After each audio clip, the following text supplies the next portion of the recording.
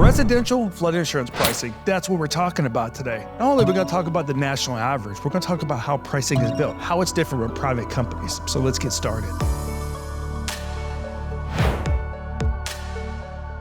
Hello, my name's Chris Green, president and owner of the Flood Insurance Guru, and more than 12 years ago, I bought a house in a flood zone. Had a terrible experience with it, and I've been helping people solve this problem for the last 12 years. Today we're talking about pricing. The one thing everybody wants to know, particularly we're talking about residential flood insurance pricing, like on a house like this right here.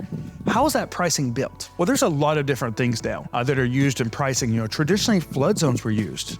Not so much anymore. Now they're looking at things like the replacement cost of this property, the actual cost to replace this thing if it's completely destroyed. We're looking at flood frequency, the type of flooding, like is it a river?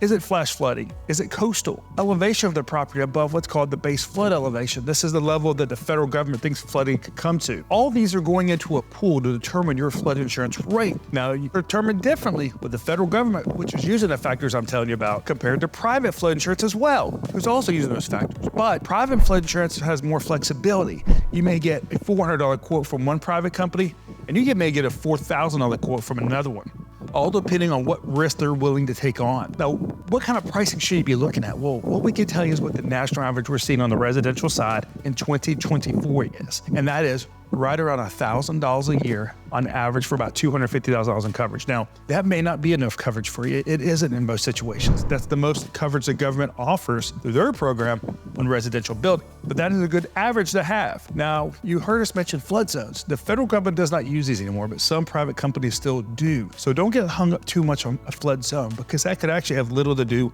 on your pricing. And what could have a big thing to do in your pricing is something called a flood risk score. If you haven't done it already, you can click here on this page and go find the flood risk details for your property. And a flood risk score from 0 to 100 on the chances of your property actually flooding are going to come up. This is going to give you a good indication. If this score is above, say, a 50, if your flood insurance premiums are going to be on the higher side, or if they're going to be on the lower side, it's going to tell you how close you are to water. These are all things that contribute to pricing on residential buildings.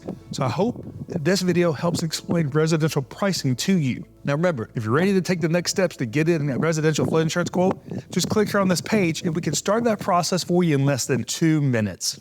Thank you.